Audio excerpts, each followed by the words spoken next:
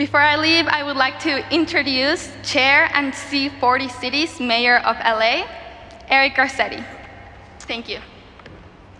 Gracias, Xie, por la introducción. Good evening, everyone, and thank you to the United Nations, to our hosts, the United Kingdom and Italy, and every leader who is here in Glasgow. I'm Eric Garcetti, the chair of C40 Cities and mayor of Los Angeles. And this is the speech you've been waiting for, the final speech of the day. But I come not just as the last speaker, but with a message that I hope inspires you. Because at a time of immense worry, I come here with a message of intense hope. The unified voice of the world's cities who say that we can, we must, and we will deliver. In 2019, my peers elected me to chair C40, a global network of mayors who committed then to making the 2020s the climate decade, a decade of action. 2 years later, it's very clear that this needs to be a decade of exponential action. But cities are leading the way to save our planet, to invest in our people, and to leave no one behind. And we are testament to 3 facts. 1, that we are on the front lines. It is our residents who are fleeing fires, our residents who are fleeing floods, grappling with drought and heat. 2, we know how to fix it. Cities aren't just laboratories of progress. We are the factories of the future, transforming how we heat and cool our buildings, move around our cities, and generate our electricity. And 3rd, we are getting it done.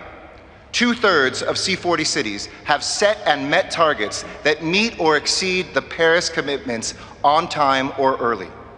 You see, we can inspire national climate action and ambition to show what's possible. If you don't think you can have fully electric bus fleet, go to Shenzhen and see it.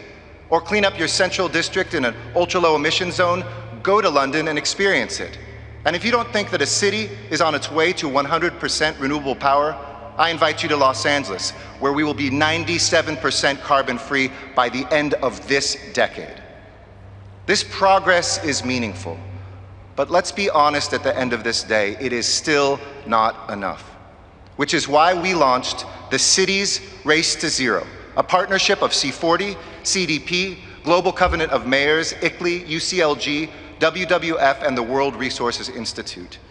And tonight, my friends, I am proud to announce the biggest pledge at COP outside of our national commitments, that Cities Race to Zero has produced a global coalition of over 1,000 cities and local governments, representing 722 million people, more than a quarter of the world's GDP, committed to reaching net zero emissions by 2050 and cutting their fair share, our fair share of global emissions in half by 2030.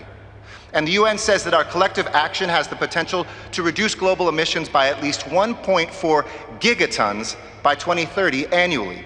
That's like taking a country bigger than the 5th country and cutting out our emissions altogether. From Kinshasa to Heidelberg, Salvador to Osaka, cities are keeping 1.5 degrees alive. In conclusion, our people are counting on us. Our world needs hope. The future of our planet depends on us. So let's summon the courage to make this the decade of exponential action and implementing a global Green New Deal. The poet Robert Browning said, "Our reach must always exceed our grasp. After all, what's a heaven for?" And my friends at the COP, I would say our reach must exceed our grasp. After all, what is this COP for? Distinguished delegates, excellencies, ladies and gentlemen, this concludes our interlude. Thank you and have a good evening.